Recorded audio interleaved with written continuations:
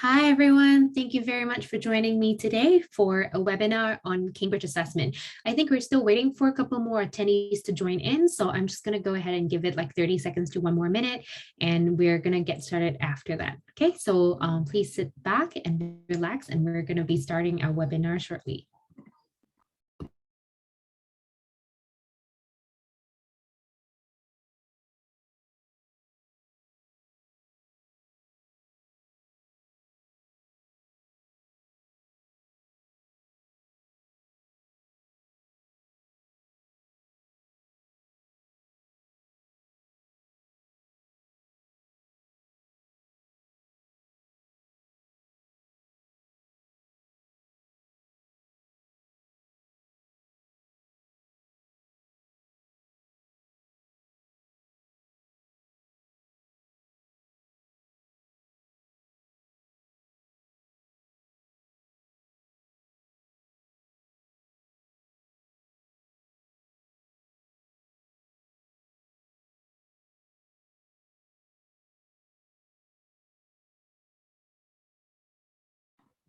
Okay, so I think we are going to go ahead and get started. So because today we still have quite a lot of content to cover because Cambridge assessments actually comes in different shapes and sizes, and there are a lot of different tests that we're going to be covering today. So I think without further ado, let's move on to the content.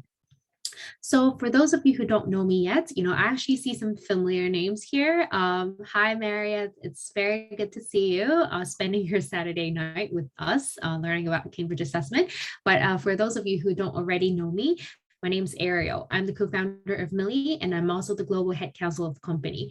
So with that said, I actually oversee the university application process of my students, outgoing from Millie every single year. So we're now in the harvesting period, very happy to announce that, we have just had students getting into Imperial and King's College London, as well as UC Berkeley, just coming in earlier this week. So we're basically looking forward to more offers to come for our students. But at the same time, I'm just very glad, to have them sharing all the good news with us.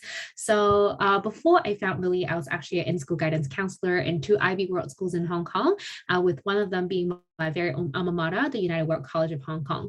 And after graduating from Lipo Chen United World College of Hong Kong, I graduated, with the IB diploma, and I went on to Cornell University and graduated with Bachelor of Science in Hotel Administration. So, in terms of my counseling experience, I actually guided over 250 students. I think right now, probably around like 300 now, into global university destinations, including the usual suspects like the US, UK, Canada, Australia, etc. And my personal specialty in terms of, the whole guidance process, I would definitely say it's the interview prep process. So I personally been through the Oxford academic interview. I've also been through the US, alumni style interview, plus like many different job interview styles. So if you're ever looking for interview advice, I am the go-to person in my company. So feel free to reach out to me. So now let's get into today's agenda. So today we're going to talk about Cambridge assessment in general, just an overview and introduction of what it actually is before going into the individual tests that you might find yourself needing to take, for your university application. And we're going to talk a little bit more about like taking the actual Cambridge assessment. Right now, COVID-19, because of the restrictions sort of easing up, in many different countries, we see that this year's Cambridge assessments in November is going to likely go ahead. But like right now, the situation is still unsure because, we're not sure what's going to happen again, or what are the new changes that could be coming to us with the pandemic. So definitely still keep an eye out, for the whole COVID-19 situation and how it's going to potentially impact the test dates. And then thirdly, we're going to take a deep dive into some of the very common Cambridge assessment that you might need to take, which includes the BMAT for potential pre-med students, any students who are looking for, applying to med school in the UK. Anyone? Feel free to raise your hand. Med school or like any potential majors related to biochemistry, biomedical science, and things like that. Okay, we have one. That's good. What about more quantitative or STEM related subjects? Like it could be math, it could be engineering, anything like that. Anyone? Okay. Nobody, really? Usually this is the most popular. What about social science subjects? Social science. Is there nobody? Really? Can you guys quickly, feel free to use the Q&A function and tell me what you're planning on studying in the UK, what you're interested in, okay? So I can cater a little bit more of my content to what's your chosen major as well. But these are some of the very common tests, the BMAT for medicine students, the math test for science and math students, and the TSA, basically the thinking skill assessment, that's dealing more with the social science side of the subjects, including some of the common ones like psychology, geography, and things like that. They would also use the TSA to assess the students. And then last but not least, we're also going to go into pre-interview assessments. And yes, you're reading it correctly. Pre-interview assessment is not the same as the Cambridge assessment test that we were talking about. So it's a completely different category. Lots of tests that we're going to be going through today. So please bear with me.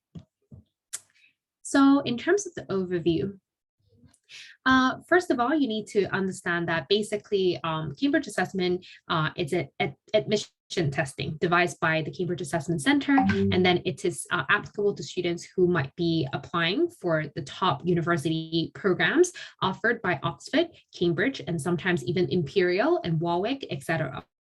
So this is being offered to the students who are looking at UK universities, but also some other universities around the world as well, especially for med school.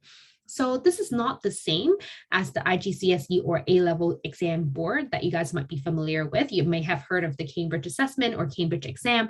So that is more dealing with, like the IGCSE A-level exam board. But then this is like the Cambridge assessment that we're talking about today. It's completely singled out and it's only dealing with university admissions. Okay, so think of it like, for some of you who might be familiar of the concept of SAT, ACT, the SAT is actually administered by the College Board. So you can think of Cambridge assessment admission testing as the UK version of the College Board in the US. Okay, that makes sense?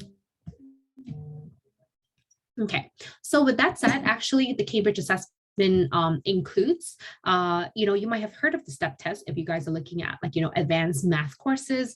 This usually deals with students who want to apply to engineering. There's also the BMAT, as I said, for the medical school students, thinking skills assessments. We're going to go into these tests a little bit more in details. And then TMUA is also another test, similar to the STEP test, is also, basically testing students' math ability. And then there's also respective pre-interview assessments for Cambridge and Oxford. I know it's a lot to take in, but then, today we're going to break down, the test for you into different categories, and then we're going to address some of the content that you might need to tackle in these tests. So first of all, taking the Cambridge assessment. How does that actually work? So usually you need to find your closest centers, in your region before you would be able to identify, whether or not you can register for a particular test.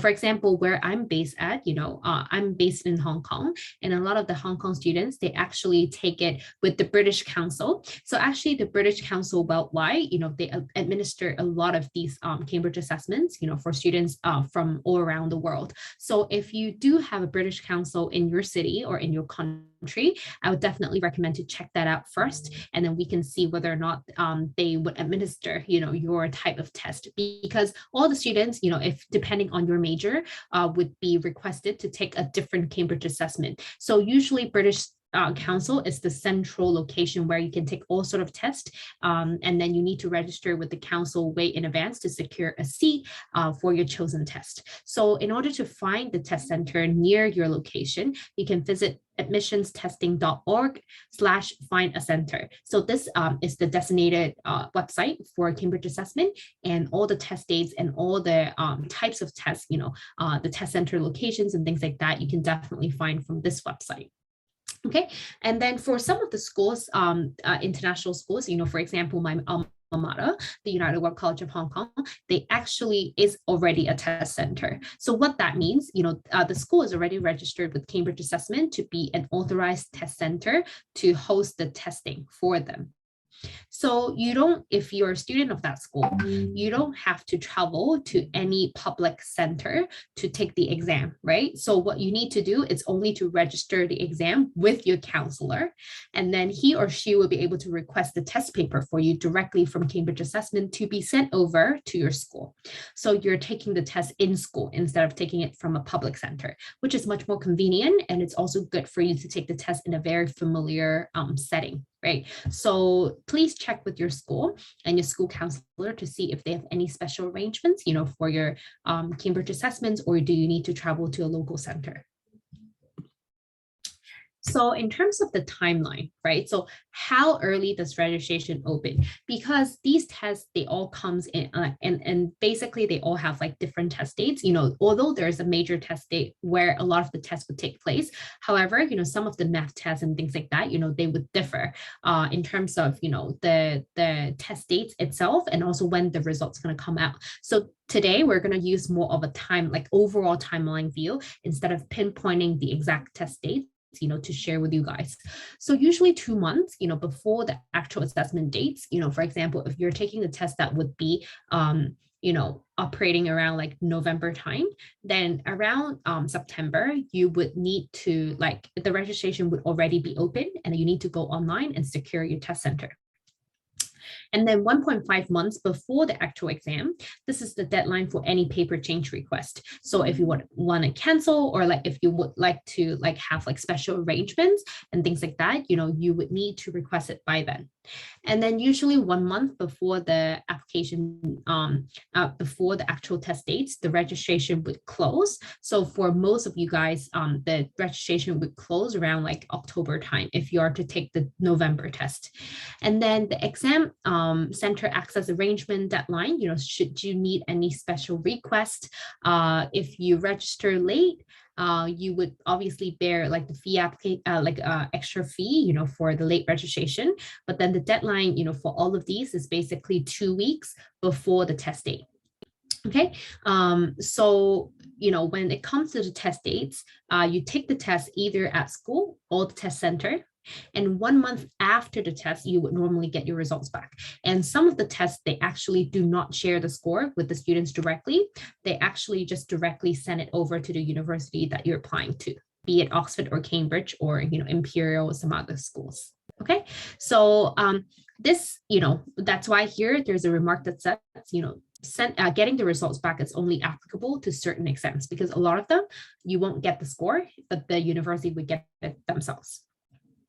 And then 1.5 months after the test, you would have already gotten your results. And then if you have any score inquiries, if the test does offer a score inquiry service to you, you may request, to see, what are some of the components, of your score that went wrong and things like that. So you can request for the score report 1.5 months after the test, and that's the deadline for score report requests.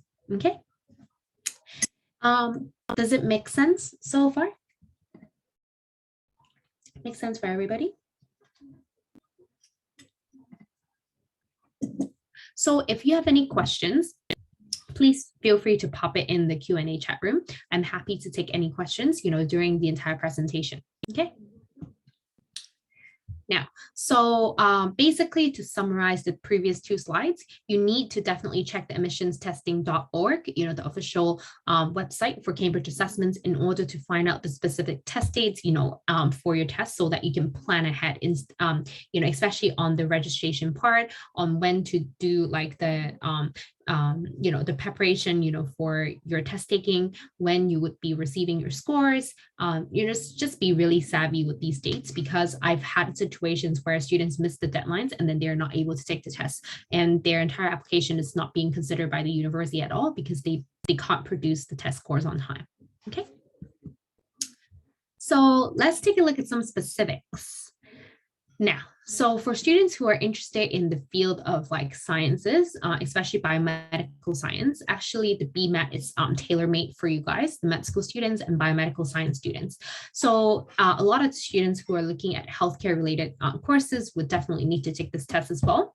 And the content includes definitely basic knowledge of biology, chemistry, and physics. And then there's also certain calculation portion of it as well, and the English communication. You would think that, okay, this is really weird. Why is that included? Because obviously if you're going to be taking healthcare related courses, you're likely to be practicing it as well. So they want to make sure that you have good communication skills that allows you to communicate proficiently with the patients. So this is very important as well. And then the soft skills part include analytical and critical thinking, effective communication, like I said, and interpreting certain qualitative and quantitative data. Usually it's data interpretation because, for doctors or for biomedical science students, they need to take a look at charts, data charts, figures a lot. So they want to make sure that you know how to interpret these data being presented in front of you. So if your family's financial situation it's not as ideal and you would like to request for entry fee waiver, yes, it is available. So it's like, good thing to offer, to students should they need like a fee waiver. You can definitely apply for it and you can be exempted from the exam fees. There are 4 seatings in total for BMAT. There's BMAT February, BMAT September, November, and the BMAT Netherlands. So long story short, for this particular test, I would recommend students to take it in the November seating because it's available. Like basically the test results can be used for most schools in the UK, Southeast Asia, Eastern Europe, and Central Asia. So this is the test that is the most widely acceptable test date. So if you take it in other seatings, first of all, the content may not be the same, and then it probably won't be accepted by the UK schools, right? So if you take a look at the UK, like the BMAT February and then BMAT Netherlands, actually they are not accepted by the med schools, in some of the areas, especially the UK. And then for September, if you're aiming for Oxford, it's actually not accepted by Oxford, for BMAT September. If you're not applying for Oxford, that's okay. But then if you would like to apply for Oxford and open up that possibility, you would have to take the BMAT in November. Okay. And then, so yeah, basically the slides, just now is for you to make sure that you know the differences between the 4 different BMATs and make sure that you pick the right one. Okay. And then in terms of the test format, this is, I went over the overview, but then this is just basically showing you how the questions are being distributed. So you can see the problem solving part and the critical thinking part, it's mainly multiple choice questions. And then there's 16 questions each for each category of question. And then you would move on to scientific knowledge and application, very short, 30 minutes, but then you need to do biology, chemistry, physics, and math questions.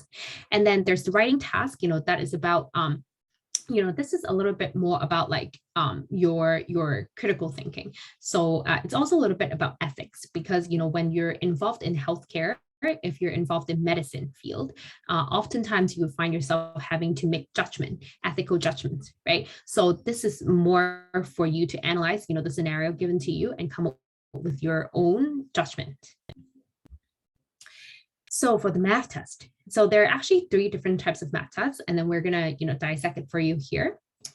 So the first of all, like the first one is actually TMUA. It's accepted, by a lot of the schools in the UK, and then it's often made optional. This is one of the biggest feature of TMUA. Usually if like the university would say, okay, it's good to have, it's optional, you can take it, you can submit the score. And then this is oftentimes required by subjects like, pure maths, economics, and computer science. If you're not taking these 3, you don't even have to consider this test at all, right? So for the math test though, so this is the test that a lot of our students usually need to take if they're thinking about like, math or computer science related subjects, sometimes engineering as well. So like with the math test, it's actually required by Imperial and by Oxford if you would like to enroll in their math program or computer science program. So for Warwick, they made it optional, but then if you have the test score, and then you're confident in it, in your math ability, you should definitely take it and submit to supplement your application. And then the STEP test arguably is actually one of the hardest papers, the sixth-term examination paper just on math. So this is oftentimes used as part of the offers. So when you get the conditional offers, they would say, okay, you need to take the STEP test, and then you need to get this particular score in order to finalize your offer. And this is oftentimes made as Cambridge offer to their engineering students. So this is required as a part of the offer for physics, math, engineering, and chemical engineering programs in Cambridge, especially for Peterhouse and Christ College. And then for Warwick, the STEP paper is optional if you're applying for their mathematics program. So in terms of the content, you can see that actually the STEP test is the most challenging. So you can see, usually they would say that the TMUA is like, the easier one, and the maths, it's like the standard one. And then the STEP test is like definitely the more advanced one. And then you can see that, the question, the test format for TMUA, it's actually still very clearly divided into mathematical thinking, mathematical reasoning, and just basically testing your general math skills. But then in the maths test, it's actually testing you the A-level content and some more advanced content. And then, for STEP content is actually, further maths content. So you can see how it progresses, from general maths all the way to, further maths. So if you would like to know a little bit more, about the specific details with these three math tests and understand how they're different from one another, also I suggest you to go onto the admissiontesting.org for all the test details and specifications. And then there's a disclaimer here, just because I said that TMUA and maths are slightly easier than the STEP, they are all very challenging exam.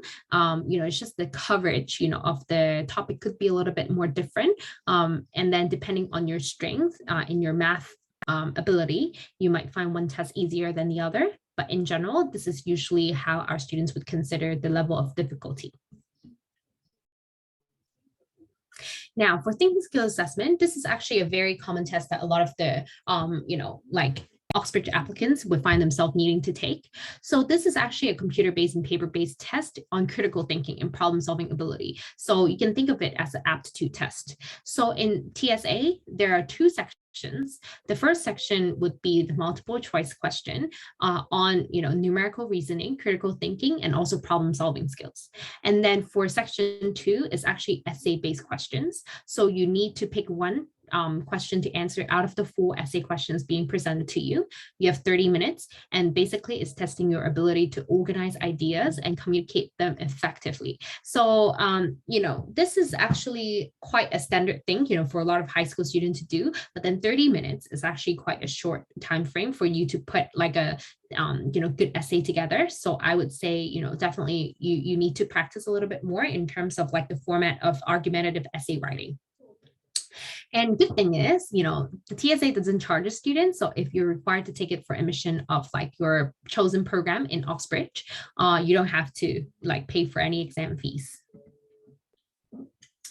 So, the reason why I say that this is more like, social science related, or like, even for some of the programs that are more like towards the analytical side, in the humanities side, you would actually need to take the TSA as well. So let's take a look at the list of Oxford major requiring both section 1 and section 2 of the TSA.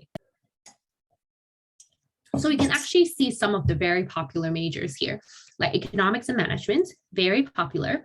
The PPE, where a lot of the UK prime ministers graduated from, Oxford PPE. They also require the TSA. There's also philosophy, a little bit more towards like the humanities side, but then, the Oxford take of philosophy, especially when it's paired up with linguistic and psychology. So you can see that these two are a little bit more science-oriented type of social science subjects or humanities subjects, then they would require you to take the TSA as well. And then for some of the major, like history and economy, actually only section 1. So basically the reasoning test would be required, but then you don't need to complete the section 2 essay part. And in terms of the UCL requirements, so UCL actually also uses TSA, but then they have it, in a very special format. And then basically they still kept the, 50 MC questions, but then they actually have an alternate format, and then you're asked to take it during the candidate day.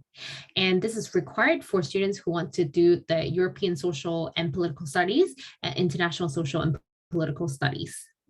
And then for Cambridge, actually, they also uses the TSA, but then they only use it, for land economy and only section 1. Okay. Any questions so far? I think a lot of the students would find themselves needing to take the TSA, especially Oxford applicants. A lot of them would have to take the TSA. Any questions so far? Okay, so now let's move on to the pre-interview assessments. So yes, I know there. I think I've probably gone through more tests than all the tests that I've ever taken in my entire lifetime. In this particular PowerPoint. But yes, so there's a different type of assessment than the Cambridge assessment. It's called the Oxford pre-interview assessments. So this is only applicable to certain programs in Oxford or Cambridge. And these are also taken in early November, like the Cambridge assessments.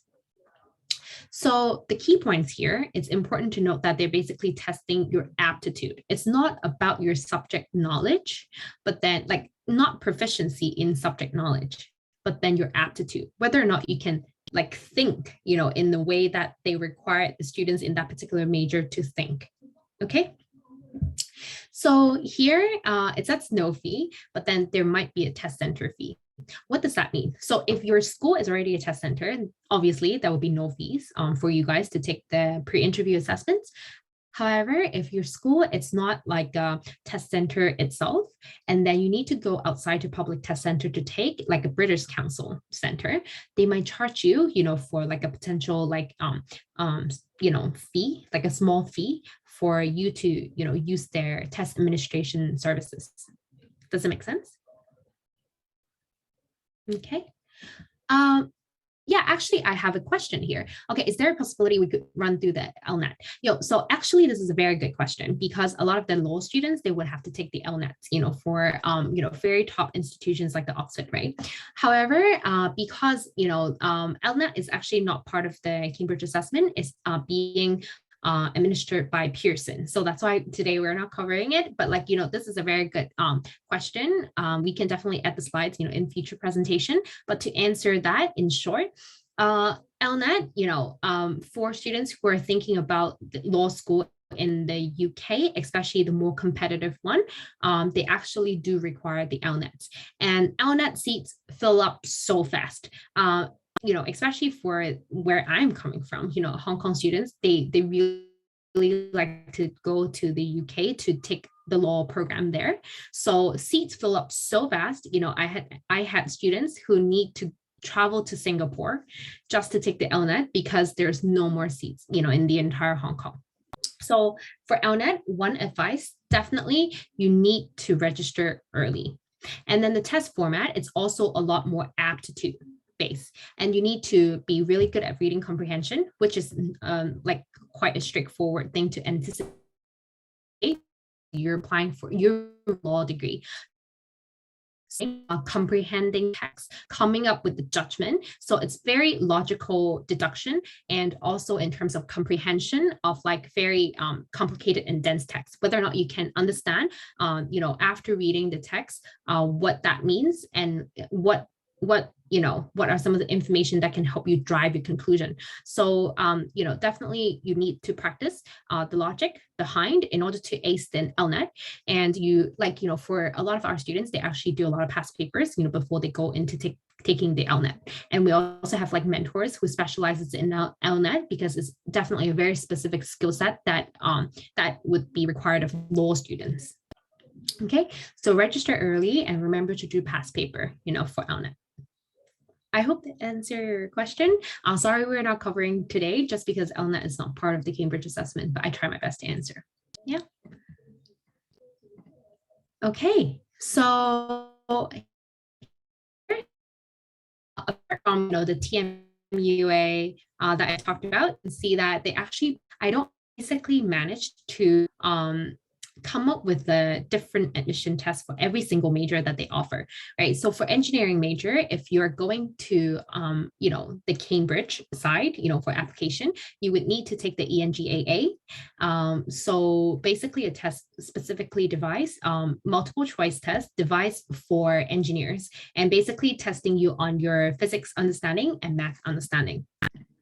And then for, the econ, they also have like a Cambridge specific econ pre-interview assessment called the EAA. Multiple choice and essay sections, both are tested, within this pre-interview assessments. And then for students who are interested in literature, if you're taking the English literature in Oxford and Cambridge, actually you would need to take like a test called the ELAT. And then that's basically requiring you to pick 2 extracts out of the 6 total extracts that are being provided to you. And you need to write an essay comparing and contrasting them. So these extracts could be like poetry, prose, fiction or nonfiction. And then you basically need to be able to comment on the figurative devices being used in these particular passages and analyze the language usage. And then, the ELAT result, for Oxford, actually, like students are being placed into 4 different bands, and then they will indicate the likeliness of whether or not you would get the interview invitation. So if you're in band 1, you're most likely to get the interview offer, so on and so forth. And then for Oxford candidates, if you're applying for classics, you have the CAT, history, you have the HAT, and then modern languages, you have the MLET. And then for Oriental languages like Hebrew, Persian, Turkish, Arabic studies, then you would take the OLET, okay? So with that said, actually, I'm not kidding, when I say they managed to make a test for every major. Physics, they have the PAT, mainly, multiple choice question and also free response. So basically essay answer on physics and math.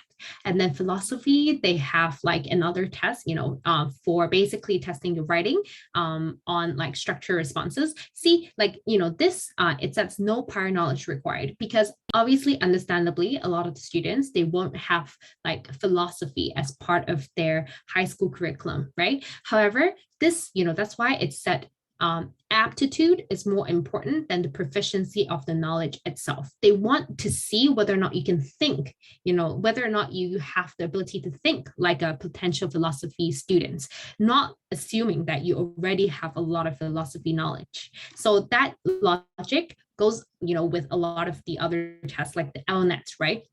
They're testing to see whether or not you can think like a lawyer. It's not like they're testing you how to read the law, right? Because they know you don't have the knowledge. That's okay. But then they wanted to test your aptitude to see if you can, potentially have the mindset that allows you to excel in that particular major. And this is also very much the same with Oxbridge interview. They don't expect you to know everything. Otherwise, you won't have to go there to study, right? But then they wanted you to see whether or not you're able to ask, intelligent question, whether or not you can really use the knowledge, that you have currently, and combined with the knowledge that they're giving to you, from the test or the interview and things like that, with further guidance, would you be able to deduce, that final answer? So it's the thought process that counts, okay? And the history, they have the hats. So yeah, sorry, I went over a ton of tests, I think within a very short period of time, but I just basically wanted to showcase to you, all the variety of tests that you might be required to take, one major or the other. It's not uncommon for you to have to take, an admission test before you can successfully submit an application to Oxbridge and actually make it into the interview round, because they do screen out people from these admission tests. So you have to do well and start preparing for them in advance if you already know that you're required to take one of these tests, especially the TSA, because it's widely applicable to a lot of different majors. And then the other, if you have a specific pre-interview assessment for your particular major, definitely make sure that you research, first of all, what tests you need to take. And second, be sure to do some test papers and get started with your preparation as early as possible. Okay. So I hope that makes sense for all of you. So if you have any other test inquiries, if you want us to go over any other test, or if you have like any other things that you would need our assistance on in terms of, just overall UK applications in general, please feel free to scan the QR code on the lower right-hand side of the screen, and then book a free consultation with our mentor. And with that said, actually, I would like to see a quick show of hand, as wrap up. Okay. Marieth, do you have a question? Do you want to type it out for us? Yeah, but then, can I have a quick show of hand of like, what year level are you guys? Any students who are currently in grade 10, that is year 11. Year 11. I know Meredith, you're grade 10. What about year 12? Grade 11, year 12. Okay, so you're definitely preparing in advance. So are you guys even younger, like grade 9? Grade 9, year 10. So are you guys already in year 13, like grade 12? That shouldn't be, because like you guys should have been done already. Okay, so like mainly like G10 and G11 students here. Okay, that's good. So I hope that this presentation allows you to plan ahead, for your standardized testing, especially for the UK side, top institution tests that they may require. So, with that said, I hope to see you in our next webinar. And actually, just a quick reminder, you will actually after the session, I think in like 30 minutes or so, we will be having another webinar on SAT success. So, basically today's test days, I just went over the UK admission testings with you guys. And then another one of my colleagues is going to be covering the US admission testing, the notorious SAT. So if you would like to learn a little bit more, about the SAT, what's the content of SAT, how to prepare, what are some of the tips and tricks to score better, especially for those of you who are preparing for the SAT or may have just taken the March SAT and received your score just earlier today or yesterday, this is definitely the go-to webinar for all of you. Okay. So yeah, that's it from my side. Thank you very much for sticking with me, on a Saturday. So I look forward to seeing all of you in our future webinars. Okay. Thank you. Bye.